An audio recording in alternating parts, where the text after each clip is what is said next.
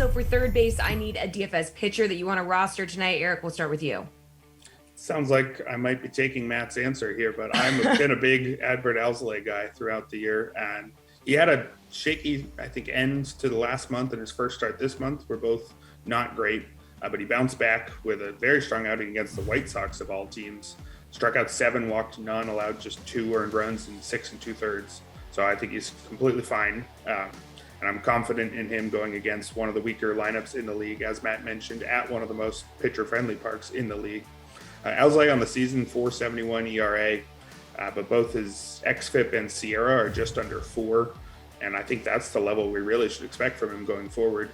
He's one of only 14 pitchers who've thrown at least 100 innings this season, who's been better than average in all 3 of strikeout rate, walk rate, and ground ball rate. He's not well above in any of those, but being good all around puts you in the company of guys like Corbin Burns, Zach Wheeler, Brandon Woodruff, Clayton Kershaw, and also apparently Joe Ross, who maybe I should look into a bit more. But I don't think he's Corbin Burns just yet, but I also think he's probably better than Joe Ross. So he's a guy I trust a lot at just 7,600. I think is a great price, and you could even pair him with my other guy, Patrick Sandoval, 7,100, and really spend up on hitters if you want.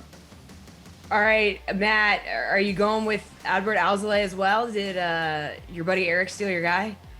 I don't think I'm going to pick him as my favorite GPP pitcher because I think the ownership on Alzolay and then especially on Luzardo will be a little bit out of control, where I think they're both fine plays, but rostering these two together might be a popular strategy. And then you could just pay up for, let's say, like the Red Sox or something, or the Rays. It'll be easy to fit offenses tonight with those two pitchers.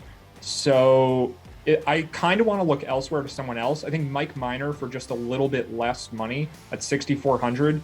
That's just too low of a price for the quality of pitcher he is.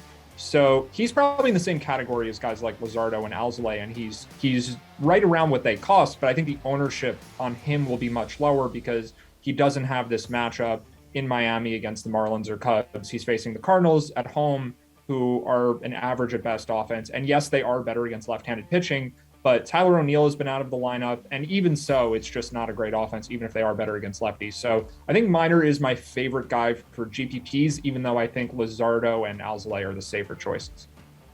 All right, Paul, what do you think? I'll give you one for low, one for medium, one for high price in this range today, Jesse. I made the case for Baumgartner earlier, so I'm not going to go through all that again. Just take him as a bargain price at $7,000 because of the matchup and his recent performance. I like him a lot tonight.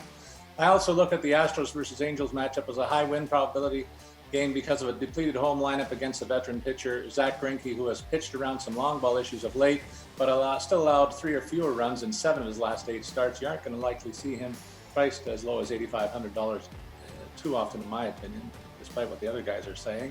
And if you look at the high price side of the slate, give me Robbie Ray in Seattle tonight for $9,200. All he's done over his last 10 starts is pitch to a 2.25 ERA, limiting opponents to a 195 batting average, striking out 67 and walking 18 over that span.